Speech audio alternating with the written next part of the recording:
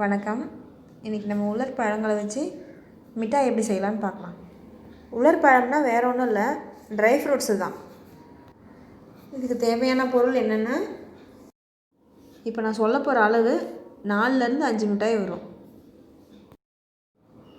முதல் முறையாக செஞ்சு பார்க்குறவங்களுக்கு இந்த அளவு சரியாக இருக்கும். இதுக்கு தேவையான பொருட்கள்: பேரிச்சம்பழம் 100 கிராம், உலர்ந்த அத்திப்பழம் 50 கிராம், பாதாம் 50 கிராம், முந்திரி 50 கிராம், ஏலக்காய் பொடி சிறிதளவு, நெய் வணக்கிறதுக்கு தேவையான அளவு, வேர்க்கடலை 50 கிராம்.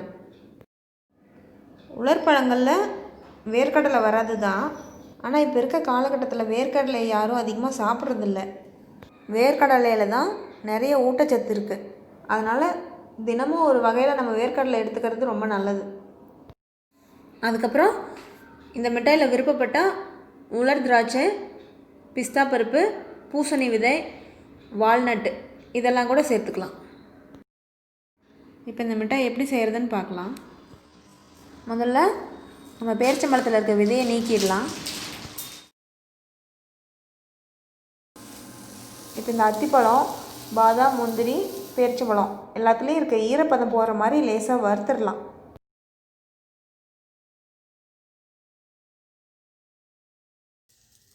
இனிமேல் கொஞ்சம் நெய் ஊற்றி எல்லாத்தையும் வறுத்து எடுத்துக்கலாம். நெய் இருந்துச்சுன்னா நேரடியாக நெய்யே ஊற்றி வறுத்துடலாம். நெய் இல்லாதனால வெண்ணெய் போட்டிருக்கேன். இந்த வறுத்த பேரிச்சம்பழத்தில் சிறிதளவு ஏலக்காய் பொடி போட்டு நல்லா நைஸாக அரைச்சிக்கலாம். ஏன்னா இந்த பேரிச்சம்பழத்தில் இருக்கிற பசத்தன்மையை வச்சு தான் நம்மளால் உருண்டை பிடிக்க முடியும். அதனால் நல்லா அரைச்சிடலாம். பேரிச்சம்பழத்தை முதல்ல அரைச்சிட்டு அதுக்கப்புறமா அந்த பாதாம் முந்திரியெல்லாம் போட்டு அரைச்சோம்னா அதில் ஒட்டிகிட்டு இருக்கிறதெல்லாம் சேர்ந்து வந்துடும்.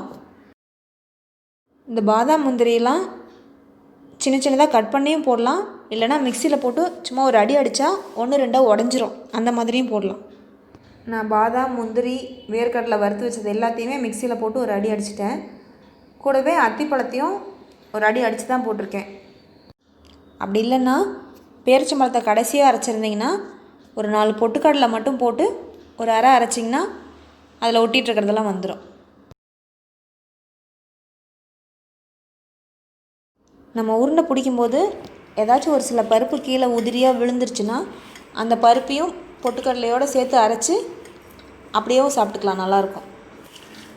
இப்போ இந்த அரைச்சி போட்டதெல்லாம் எல்லாம் நல்லா கலந்து நமக்கு மிட்டாய் மாதிரி வேணும்னா ஒரு பிளேட்டில் நெய் தடவி அதில் நல்லா மெலிசாக தட்டி விட்டு கத்தியில் கூட கட் பண்ணி வச்சுக்கலாம்.